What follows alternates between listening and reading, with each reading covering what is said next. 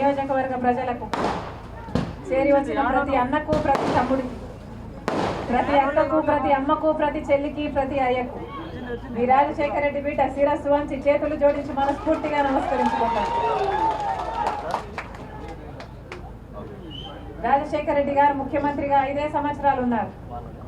కానీ 5 సంవత్సరాలలో రాజశేఖర రెడ్డి గారు కాంగ్రెస్ పార్టీ ముఖ్యమంత్రిగా కాంగ్రెస్ పార్టీ సహకారంతో ఎన్ని అద్భుతమైన పథకాలను చేశారో అందరూ చూశారు.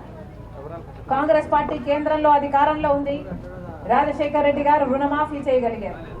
కాంగ్రెస్ పార్టీ అధికారంలో ఉంది. కేంద్రంలో ఉపాధి హామీ పథకాన్ని రాజశేఖర రెడ్డి గారు ప్రవేశపెట్టారు. కాంగ్రెస్ పార్టీ అధికారంలో ఉంది. ఎన్నో అద్భుతమైన కార్యక్రమాలు, రుణమాఫీ అయితేనేమి, ఫీజు రీయింబర్స్మెంట్ అయితేనేమి, ఆరోగ్యశ్రీ అయితేనేమి, జలయజ్ఞం అయితేనేమి, 40 లక్షల మందికి పైగా ఇల్లులు అయితేనేమి, ఇలాంటివి ఎన్నో చేయగలిగాడు రాజశేఖర రెడ్డి గారు. చెప్పాలనుకుంటున్నది ఏమిటి అంటే, రాజశేఖర రెడ్డి గారు కాంగ్రెస్ పార్టీ మనిషి. కాంగ్రెస్ పార్టీ అధికారంలో ఉంది కాబట్టే కాంగ్రెస్ పార్టీ ముఖ్యమంత్రిగా రాజశేఖర రెడ్డి గారు ఎన్నో చేయగలిగారు. కానీ ఇప్పుడు జగనన్న గారు ముఖ్యమంత్రిగా ఉన్నారు. మరి జగన్మోహన్ రెడ్డి గారు ముఖ్యమంత్రి కాకముందు స్పెషల్ స్టేటస్ తీసుకొస్తానని చెప్పారు. వచ్చిందా స్పెషల్ స్టేటస్? వచ్చిందన్నా స్పెషల్ స్టేటస్? ప్రత్యేక హోదా వచ్చినుంటే మన రాష్ట్రంలో నియోజకవర్గానికి కనీసం ఒక 100 కొత్త పరిశ్రమలు వచ్చేవి. అంటే ఎంత అభివృద్ధి జరిగి ఉండేది, ఎన్ని ఉద్యోగాలు వచ్చి ఉండేవి, ఎంత బాగుపడేది మన రాష్ట్రం. కానీ స్పెషల్ స్టేటస్ ను తాకట్టు పెట్టాడు జగన్మోహన్ రెడ్డి గారు, బీజేపీ పార్టీ. స్పెషల్ స్టేటస్ ఈ రోజు లేదు.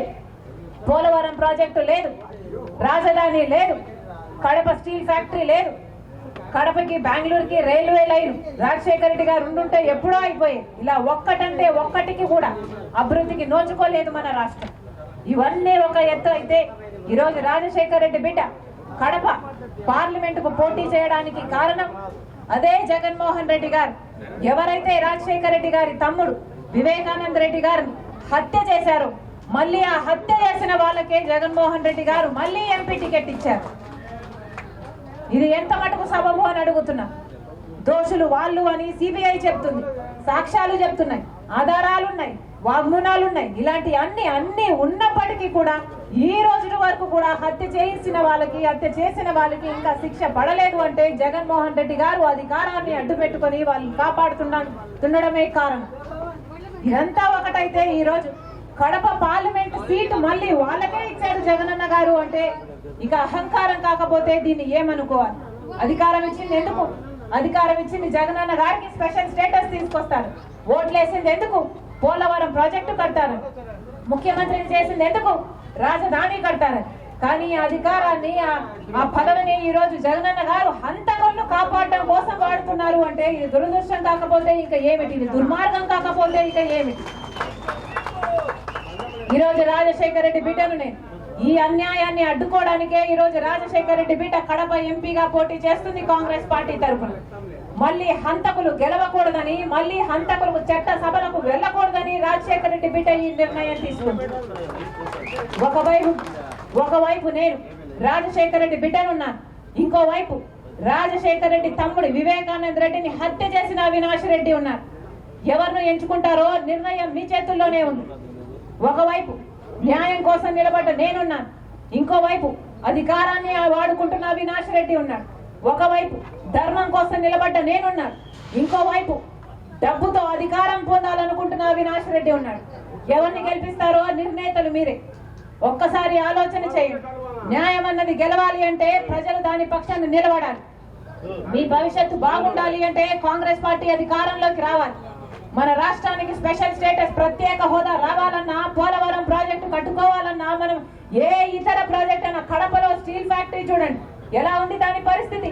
పథకాలు శంకుస్థాపనలు చేసే ప్రాజెక్ట్ గా తయారైంది తప్పితే ఒక్క అడుగు కూడా ముందుకు పడలేదు. రాజశేఖర రెడ్డి గారు ఉంటుంటే ఈ పాటికి కడప స్టీల్ ఫ్యాక్టరీ అయిపోయేది కదా?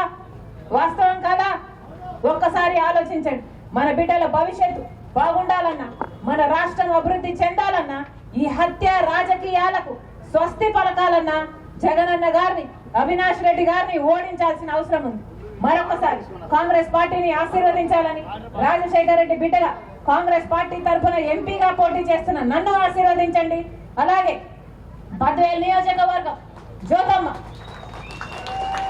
స్థానికురాలు, మీ దగ్గర ఉండే మనిషి, మీకు సేవ చేయాలనుకుంటున్న మనిషి, ఆశీర్వదించాలని గొప్ప మెజారిటీతో గెలిపించాలని రాజశేఖర రెడ్డి బిడ్డ శిరస్సు వంచి చేతులు జోడించి మనస్ఫూర్తిగా కృతజ్ఞతలు చెప్పుకుంటుంది.